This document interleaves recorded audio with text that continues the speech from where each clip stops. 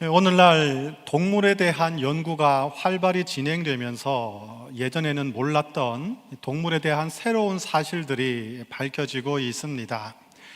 과거에는 오직 인간만이 도구를 사용할 수 있다 이렇게 배웠었는데, 이제는 그렇지 않고 동물들도 도구를 사용해서 먹이 활동을 하고 자신의 몸을 보호할 수 있다는 것이 관찰이 되고 있습니다. 침팬지가 개미를 잡아먹을 때 나무를 가져다가 이파리를 다 떼고 나뭇가지를 개미 집에 넣어서 거기 붙는, 달려드는 개미를 쭉 빨아먹는 모습을 제가 본 적이 있습니다. 바다에 문어가 있습니다. 문어가 지나가다가 코코넛 껍데기를 발견하고 껍데기 2개를 들고 다니다가, 평소에는 그냥 들고만 다니다가 적이 나타나면 그 안으로 들어가서 숨는 그런 경우도 관찰이 됐습니다. 그런가 하면 인간처럼 이 동물들도 여러 가지 언어를 통해서 의사소통을 활발히 하고 있다는 것이 관찰이 됐습니다. 예를 들면 이 범고래들은 자기가 사는 지역에 따라서 자기만의 이 언어를 사용하고 있다고 합니다. 태평양에 사는 범고래, 대서양에 사는 범고래, 서로 다른 언어를 사용하면서 자기들만의 언어를 쓰고 있는데, 독특한 것은 같은 지역에 사는 범고래라 할지라도 자기 종족, 자기 무리들끼리 또 다른 언어를 사용하고 있다는 것이 발견이 됐습니다. 인간처럼 자기들만의 방언, 사투리를 쓰고 있다는 것이죠. 더 놀라운 것은 서로 다른 지역에 사는, 서로 만나지 못했던 범고래들이 만날 때 자기들이 사용하던 그런 언어가 아닌 새로운 언어를 통해서 서로 의사소통하는 것이 또 관측이 됐다고 합니다. 참 동물의 세계도 신비롭구나, 이런 생각을 하고 있습니다. 그런데 동물들이 아무리 지능이 높고 감정을 가지고 있고 뛰어난 능력을 갖고 있다고 할지라도 인간만큼 그렇게 뛰어나지는 않을 것입니다. 그들이 아무리 능력이 있다 한들 인간과는 차원이 다를 수밖에 없을 것입니다. 그래서 인간을 가리켜서 이 라틴어를 사용해서 여러 가지 학명들을 붙였습니다. 여러분 많이 알고 계실 것입니다. 예를 들면 이런 것이죠. 호모 사피엔스, 지혜로운 인간. 호모 파베르, 도구를 아주 능수능란하게 사용하는, 도구를 사용하는 인간. 호모 루덴스, 놀이하는 인간, 즐기는 인간, 유희를 즐기는 인간, 이렇게 이름을 붙였습니다. 인간은 동물들과는 차원이 다른, 레벨이 다른 존재라는 것을 우리가 알 수가 있습니다. 그런데 우리 인간에게는 동물과는 또 다른 독특한 특징, 동물들은 도저히 따라올 수 없는 참으로 독특한 특징을 또 한 가지 가지고 있습니다.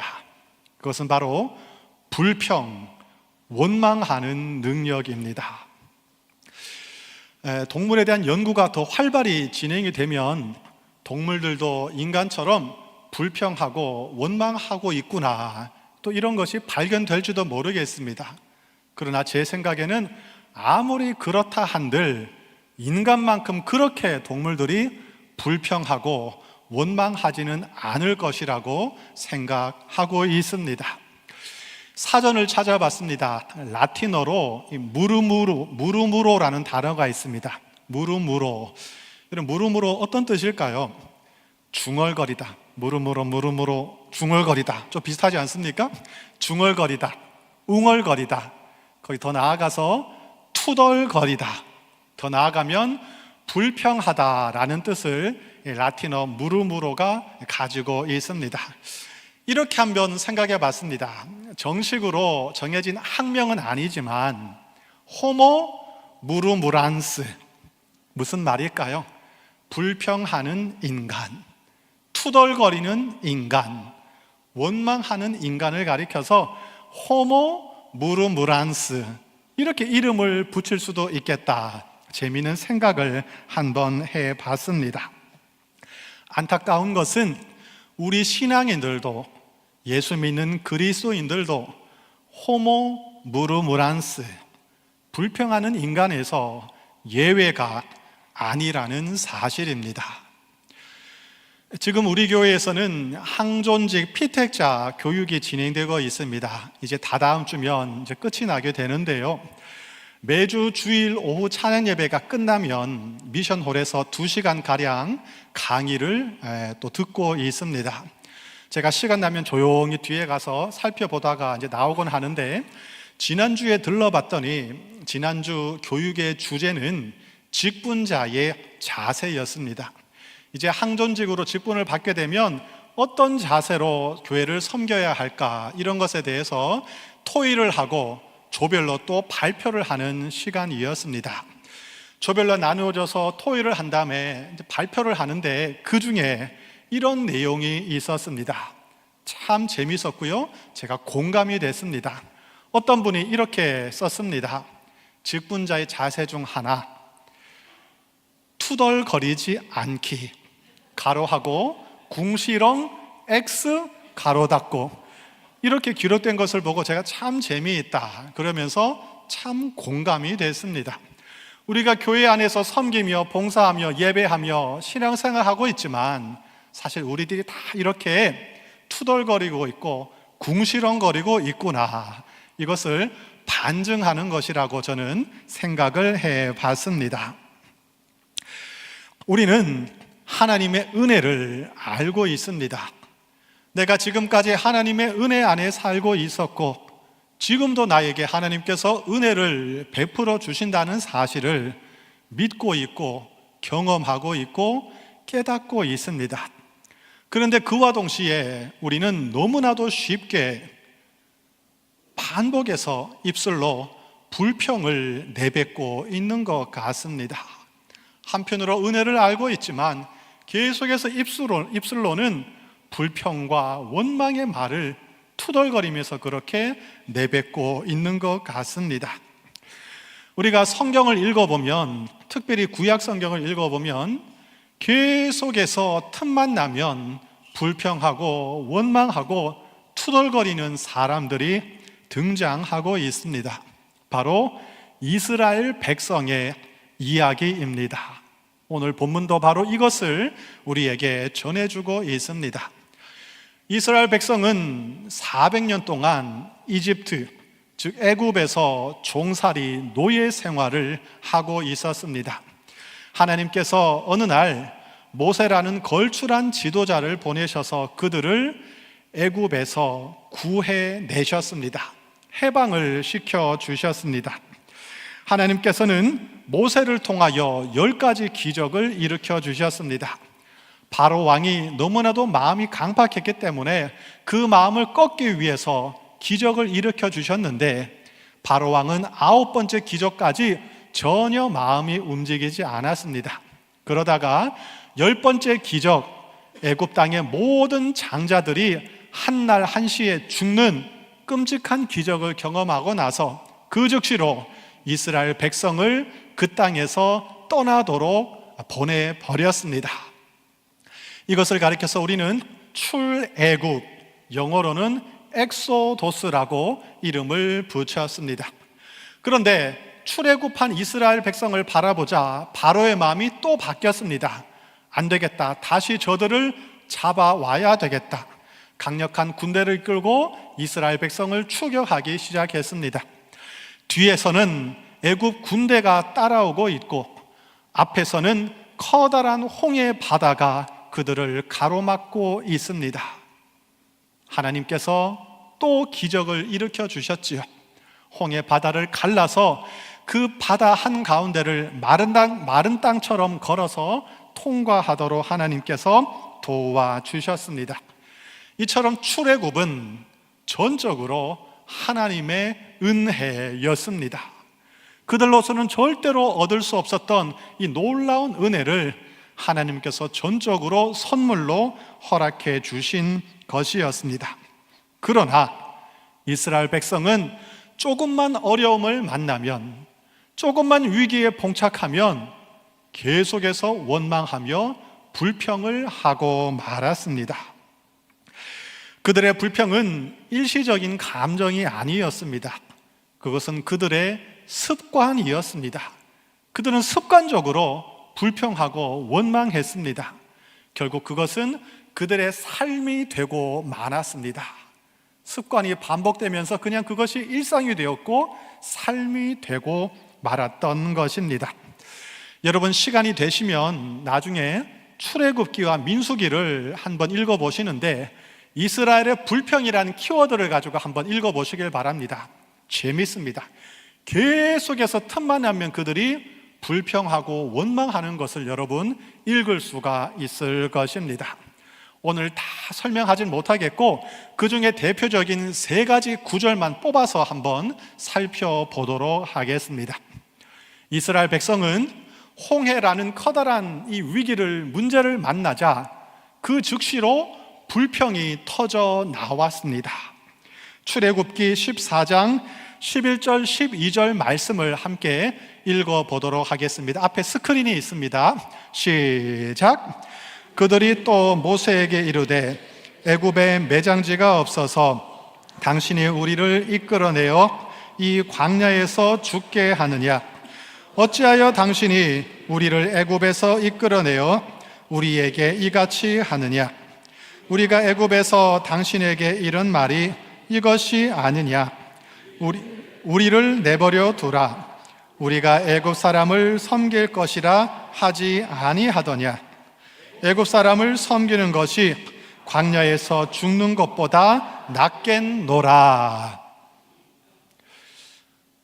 바로 조금 전까지 하나님께서 기적을 일으켜 주셨고 그들을 애굽에서 구출해 주셨습니다. 그런데 앞에 문제가 보이자, 위기를 직면하자 그들은 반사적으로 그냥 바로 불평을 내뱉고 있습니다. 뭐라고 불평합니까? 좀 우리를 가만히 내버려 두지 왜 굳이 애굽에서 출애굽을 시켜가지고 이렇게 고생을 하게 만드는가?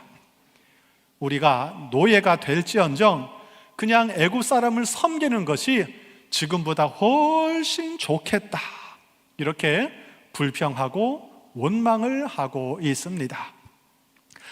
또 그들은 광야 생활을 하면서 음식 때문에 불평을 했습니다. 맛있는 거 더 많이 먹고 싶은데 그러지 못하다고, 특별히 고기를 먹고 싶은데 고기 못 먹겠다고, 너무나 답답하다고 불평을 하기 시작했습니다. 민수기 11장 4절에서 6절 말씀, 바로 오늘 본문 말씀인데요, 이스라엘 백성의 입장이 되어서 한번 여러분 불평하듯이 한번 읽어보겠습니다. 시작. 그들 중에 섞여 사는 다른 인종들이 탐욕을 품음에 이스라엘 자손도 다시 울며 이르되 누가 우리에게 고기를 주어 먹게 하랴? 우리가 애굽에 있을 때에는 값없이 생선과 오이와 참외와 부추와 파와 마늘들을 먹은 것이 생각나거늘 이제는 우리의 기력이 다하여 이 만나 외에는 보이는 것이 아무것도 없도다 하니. 홍해를 지나고 나서 그들은 안락하고 편안한 생활이 펼쳐질 것이라 생각했습니다. 출애굽했으니 곧바로 복이 막 쏟아질 줄 알았습니다. 그런데 그것이 아니었습니다. 홍해를 만났고 홍해를 건너자 그들 앞에 펼쳐진 것은 메마른 광야였습니다. 광야는 먹을 것이 없습니다. 농사를 지을 수도 없습니다. 하나님께서 그들을 위해서 매일 새벽 하늘에서 만나를 내려주셨습니다. 만나는 성경에 보면 기름 섞은 과자 또는 꿀 섞은 과자 같은 맛이 났습니다. 이스라엘 백성은 매일 새벽 눈을 뜨면 밖으로 나가서 하나님께서 내려주시는 만나를 거두어다가 다양한 조리 방법을 사용해서 맛있게 음식을 만들어 먹었습니다. 그 수많은 사람들이 40년 동안 배고프지 않고 굶주리지 않고 계속해서 매일 아침마다 그 만나를 통해 음식을 먹을 수가 있었습니다. 이것은 놀라운 기적이었고 하나님의 은혜였습니다. 그런데 그들은 이제 만나가 식상했습니다.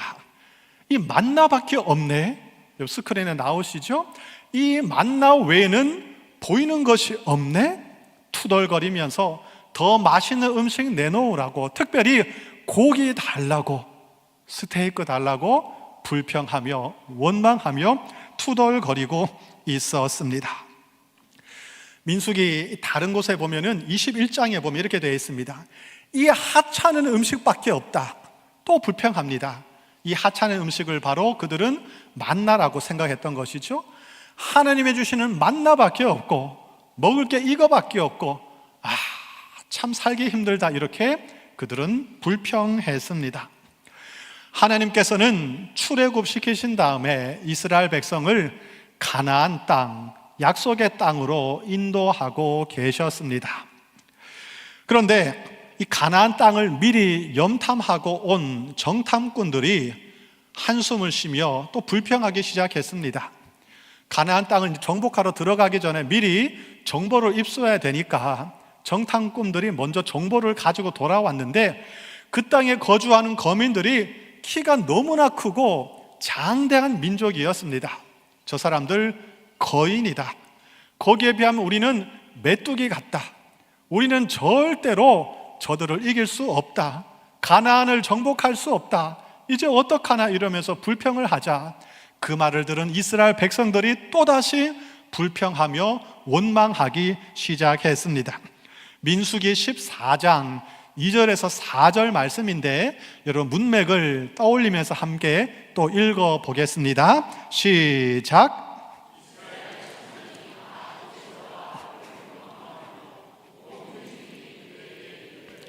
우리가 애굽 땅에서 죽었거나 이 광야에서 죽었으면 좋았을 것을 어찌하여 여호와가 우리를 그 땅으로 인도하여 칼에 쓰러지게 하려 하는가? 우리 처자가 사로잡히리니 애굽으로 돌아가는 것이 낫지 아니하랴. 이에 서로 말하되 우리가 한 지휘관을 세우고 애굽으로 돌아가자 하매. 무슨 상황인지 이해가 되시죠? 왜 우리를 애굽에서 빼내가지고 광야에서 고생하게 만들어서 이제는 저 가나안 거민들의 손에 죽게 만드는가? 이제 더 이상 못 견디겠다, 저 모세를 없애버리자, 아론을 없애버리고 우리 마음에 드는 새로운 지도자를 세우자, 그리고 그로 하여금 우리를 다시 옛날 애굽으로 돌아가게 만들자, 이렇게 원망하고 불평을 했습니다. 그들의 이 불평은 항상 똑같았습니다. 똑같은 레퍼토리였습니다. 어떤 레퍼토리였습니까? 애굽이 좋았는데, 그때가 좋았는데, 오늘 주시는 은혜는 안 보입니다. 그때가 좋았는데, 맨날 틈만 나면 과거를 그리워하고 있습니다. 더 맛있는 거 먹으면 좋겠는데 더 맛있는 거 없나? 고기 먹고 싶어 미치겠다, 고기 좀 주세요. 차라리 애굽으로 돌아가자. 왜 우리를 이곳으로 이렇게 인도했는가? 똑같은 내용으로 똑같이 반복해서 불평, 원망을 내뱉고 있습니다. 사실 음식이 부족하고 고기가 먹고 싶고 애굽이 그립다는 이 불평은 표면적인 불평이었습니다. 표면적으로는 고기가 먹고 싶고 음식이 먹고 싶다 이렇게 말을 하고 있지만 그들의 마음속으로 깊이 들어가 보면 그들의 내면에는 심각한 영적인 질병이 자리를 잡고 있었습니다. 그들이 가지고 있던 그 질병을, 영적인 질병을 세 가지로 요약해서 우리가 생각해 볼 수 있겠습니다. 첫 번째, 그들은 하나님보다, 즉 하나님의 은혜보다 육적인 만족을 더 중요하게 생각하고 있었습니다. 그들에게는 지금 당장에 입안을 만족시켜주는, 배를 부르게 채워주는 고기 한 점이 하늘에서 내려오는 신령한 만나보다 더 중요했던 것입니다. 육신의 즐거움, 육신의 안락함을 만족의 기준으로 삼고 있으니까 감사는 사라졌습니다. 그리고 그 빈자리를 탐욕이 채우게 되었습니다. 디모데전서 6장 8절에 이렇게 기록하고 있습니다. 우리가 먹을 것과 입을 것이 있은즉 족한 줄로 알 것이니라. 우리가 지금 먹을 것이 있고 입을 것이 있고 사랑하는 사람들과 함께 거주할 집이 있다면, 공간이 있다면 그것으로 족하다, 그것으로 만족해야 한다. 성경은 이렇게 가르치고 있습니다. 물론 더 좋은 거 먹어도 좋고, 더 좋은 입으면 좋고, 더 좋은 집에서 살 수 있으면 좋은 것이죠. 그렇게 할 수 있도록 우리는 열심히 노력하고 일을 해야 할 것입니다. 그러나 더 좋은 집에 살지 못하고, 더 좋은 음식 먹지 못하고, 더 좋은 옷을 입지 못한다고 할지라도 그것이 불평의 이유는 되지 않는다는 것입니다. 할 수 있으면 좋은 것이지만 그렇게 하지 못한다고 할지라도 불평하고 원망한 일은 아니라는 것이죠. 왜냐하면 지금 먹을 것이 있고 입을 것이 있고 잠잘 집이 있다면 그것으로 우리는 충분히 만족하고 감사할 수 있어야 한다는 말씀입니다. 만족하지 못하는 것, 어떤 상황에서도 만족하지 못하고 계속해서 더 달라고 요구하는 것, 그것이 바로 탐욕입니다. 오늘 본문 4절에 보시면 초반에 이렇게 기록하고 있습니다. 그들 중에 섞여 사는 다른 인종들이 탐욕을 품음에 이스라엘 자손도 다시 울며 이르되, 하나님의 백성들만 있었던 것이 아니라 이방인도 섞여 살았다는 것이죠. 종이 있었을 것이고 친구들이 있었을 것이고 나그네들이 섞여 있었을 것입니다. 그들이 하나님의 은혜에 감사하지 못하고 탐욕을 가지고 불평 원망하자 하나님의 백성들도 거기에 전염이 되어서 탐욕을 가지고 또 불평을 했다는 것을 성경은 분명하게 기록하고 있습니다. 이처럼 탐욕은, 불평은 전염력이 너무나도 강합니다. 평화롭고 사랑이 가득한 여러분 가족 가운데 가족 구성원 한 사람이 불평하기 시작하면, 원망하기 시작하면 어떻게 되던가요? 그것이 전염이 되면서 가족 전체가 불평하는 모습을 우리는 어렵지 않게 경험하고 있습니다. 당신 때문이야. 그러면 또 받아치죠? 아니, 당신 때문이야. 아니야, 당신 때문이야. 이렇게 계속해서 싸우다가 그 가정의 평화가 사라지는 것을 우리는 경험하고 있습니다. 그러므로 만족할 줄 모르고 계속해서 불평하는 사람 옆에 있는 것보다 감사하고 은혜를 찬양할 줄 아는 사람 옆에 있는 것이 훨씬 더 지혜로운 삶의 자세일 것입니다. 우리 교회가 그런 사람들의 모임, 그런 공동체가 될 수 있기를 바랍니다. 둘째, 그들은 과거의 은혜를 망각했습니다. 여러분, 과거의 은혜를 망각하는 것, 잊어버리는 것, 심각한 영적 질병입니다. 인간의 기억은 참 간사합니다. 왜곡되어 있습니다. 선택적 기억을 하고 있습니다. 이스라엘 백성은 과거의 고통은 지워버렸습니다. 그러나 반대로 자기들이 먹었던 음식만을 기억하는 선택적 기억 상실증에 걸리고 말았습니다. 그들이 생활했던 그 애굽 시절은 결코 좋은 시절이 아니었습니다. 그들은 노예로 살고 있었지요.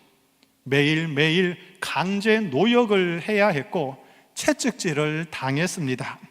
심각한 억압과 박해에 시달리면서 하나님께 살려달라고 부르짖었습니다. 출애굽기 1장, 2장 앞부분에 보시면 그들이 그렇게 부르짖는 모습을 보시고 들으시고 하나님께서 그들을 구원해 주셨다고 기록하고 있습니다. 그런데 하나님의 은혜는 싹 잊어버리고 이제 조금 힘들다고, 내 뜻대로 되지 않는다고, 편안하고 안락한 생활을 하지 못하고 있다고 하나님께 불평하며 원망하며 과거를 미화하고 있는 것입니다. 화장실 들어갈 때 마음, 나올 때 마음 다 다르다는 거 알고 계시죠? 우리도 이럴 때가 너무나 많습니다. 너무나 어려울 때, 힘들 때 하나님 제발 도와주십시오. 이 위기만 넘어가게 해주시면 제가 정신 똑바로 차리고 하나님 잘 섬기겠습니다. 도와주세요.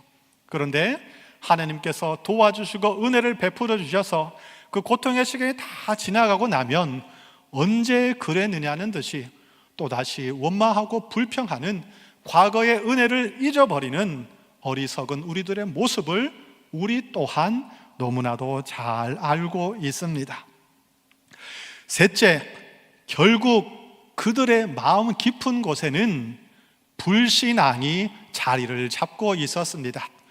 겉으로는 원망하고 불평을 하고 있었지만 사실 그 불평의 뿌리는 하나님을 믿지 않는, 하나님을 신뢰하지 않는 불신앙이었습니다. 이스라엘 백성은 하나님의 사랑을 믿지 않았습니다. 하나님의 신실하심을 믿지 않았습니다. 하나님이 나를 너무 사랑하시고 나에게 가장 좋은 것을 주시고 구원으로 인도하고 계시다는 것을 전혀 신뢰하지 않았습니다. 하나님께서 애굽에서 그들을 왜 불러내셨는지, 하나님께서 그들을 통해 어떤 나라, 어떤 민족을 만들고자 하시는지, 하나님께서 이스라엘 백성이 어떤 존재가 되기를 바라고 계시는지 그들은 거기에 전혀 관심이 없었습니다. 그들이 관심 갖고 있는 것은 육신의 편안함, 세상적인 안락함이었습니다. 하나님은 그들이 노예가 아니라, 죄의 노예가 아니라, 세상의 종노를 하는 존재가 아니라 진정한 자유와 주권을 가진 하나님을 예배하는 하나님의 사람들, 하나님의 백성이 되기를 바라고 계셨습니다.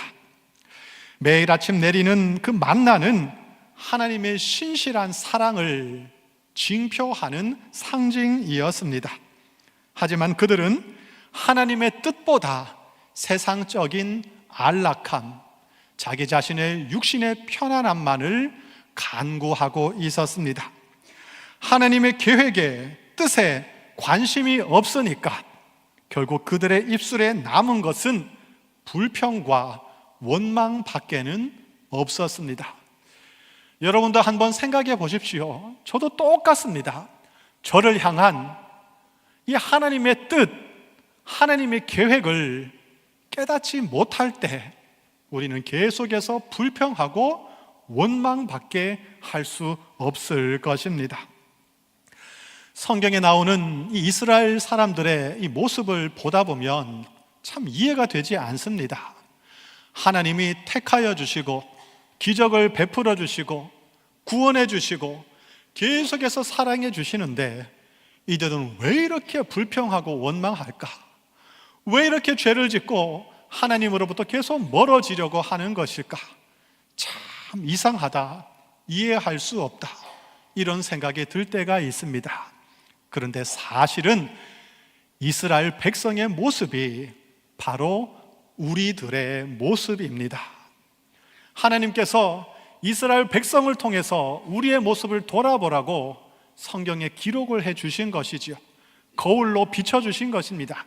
이것이 바로 너희의 모습이다. 우리도 역시 하나님의 은혜를 받고 있음에도 불구하고 더 소유하지 못해서, 더 누리지 못해서, 더 편안한 생활을 하지 못해서 불평하고 있지는 않습니까? 고기 먹고 싶은데 고기 더 먹지 못해서 1 플러스 먹어야 되는데 1등급밖에 먹지 못해서 남편이 좀 고급 레스토랑에 데려가서 좋은 음식 좀 사주면 좋겠는데 한 번도 안 해주니까, 물론 그러면 좀 불평을 할 수 있긴 하겠지만 그것이 반복된다 그러면 안타까운 일이 아니겠습니까? 음식이 입에 맞지 않다고, 집이 좀 더 안락하지 않다고 자꾸 마음속에서 짜증이 나고 화가 나고 심술을 부리고 있지는 않습니까? 육신의 안락함과 편안함을 추구하느라 하나님이 지금 내려주시는 그 은혜, 지금 나에게 내려오는 그 은혜를 깨닫지 못하고 간과하며 불평하고 있지는 않습니까? 때로는 차라리 예수 안 믿었다면 편했을 텐데, 직분자들은 또 이렇게 생각할 때가 있죠. 차라리 목사가 안 됐더라면, 장로가 안 됐더라면, 권사가 안 됐더라면 차라리 편했을 텐데, 참 좋았을 텐데 왜 나를 여기까지 인도하셔서 나를 이렇게 힘들게 하십니까? 이런 불신앙적인 생각을 여러분 혹시라도 하고 계시지는 않습니까? 이처럼 불평의 그림자가 몰려올 때, 불평과 원망의 이 냄새가 스물스물 내 안에서 올라오고 있을 때, 여러분 스스로에게 이렇게 한번 질문해 보시기를 바랍니다. 그 질문은 오늘 설교의 제목입니다. 하나님의 은혜가 고기보다 못한가? 제 나름대로 엄청 고민해서 뽑은 제목입니다. 이 고기가 상징하는 여러 가지가 있지 않겠습니까? 여러분의 고기는 무엇입니까? 안심? 등심? 진짜 고기가 아니라 여러 가지 여러분을 안락하게 하고 편안하게 만들어주는 세상적인 것들이 있을 것입니다. 그런데 질문해 보십시오. 하나님의 은혜가 고기보다 못한가? 여러분의 가족에게도 적용할 수 있습니다. 비슷한 질문이죠. 우리가 살아가다 보면 정말로 사소한 것 때문에, 아무것도 아닌 것 때문에 가족끼리 싸울 때가 있습니다. 유명한 이야기 알죠, 여러분? 신혼부부가 치약 짜는 이 방법 때문에 싸웠다. 음식 때문에 싸우고, 돈 때문에 싸우고, 지나보면 아무것도 아닌데 사사건건 부딪히고 싸우는 우리들의 모습이 아닙니까? 그럴 때 여러분 스스로에게 한번 질문을 던져보십시오.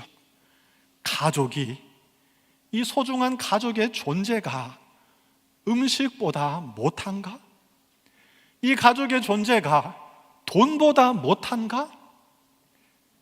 정말로 여러분 그렇습니까? 하나님의 은혜가 고기보다 못할까요? 절대로 그렇지 않습니다. 하나님은 우리의 모든 것을 이미 다 알고 계십니다. 우리에게 정말로 고기가 필요하면 고기를 주실 것입니다. 우리에게 채소가 필요하면 채소를 주실 것입니다. 우리에게 정말로 마실 물이 필요하다면 마실 물을 허락해 주실 것입니다. 그런데 우리는 하나님이 아니라 고기, 채소, 음료수에 더 많은 관심을 가지며 살아가고 있습니다. 우리에게 정말로 필요한 것은, 하나님이 우리에게 정말로 주고자 하시는 것은 바로 하나님의 은혜입니다. 날마다 하나님의 은혜 안에 살아가는 것, 그것이 진짜로 정말로 중요한 것입니다. 하나님께서는 영원한 생명, 진짜 복을 주시기 위해서 이스라엘 백성을 애굽에서 건져내셨습니다.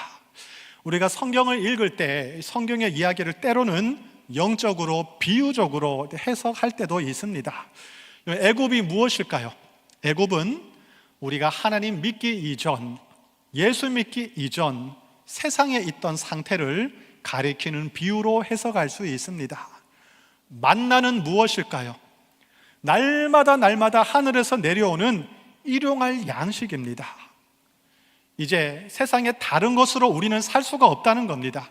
세상의 다른 것들로는 우리를 진정으로 만족시킬 수가 없다는 것입니다. 어제는 지나갔고 오늘 우리에게 내려주시는 일용할 말씀, 영혼의 양식, 하나님의 은혜를 먹고 그 안에 살아가는 존재가 바로 출애굽한 우리라는 것을 가르쳐 주고 있습니다. 또 이것은 무엇일까요? 생선, 오이, 참외, 부추, 파, 마늘, 고기, 너무나 좋은 것이죠? 벌써 배고파지시죠? 목사님 이제 점심시간입니다. 네.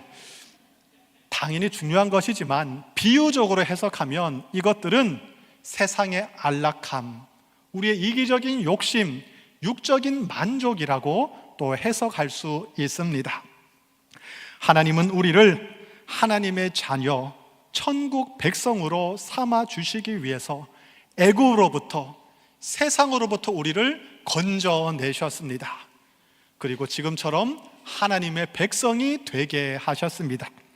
이제 우리는 육신의 만족과 세상적인 탐욕에 집착하지 않고 오직 매일매일 내려주시는 하나님의 은혜, 그 말씀의 은혜, 하나님의 사랑을 먹고 살아가야 하는, 그래야만 진정으로 만족할 수 있는 하나님의 백성이 된 것입니다.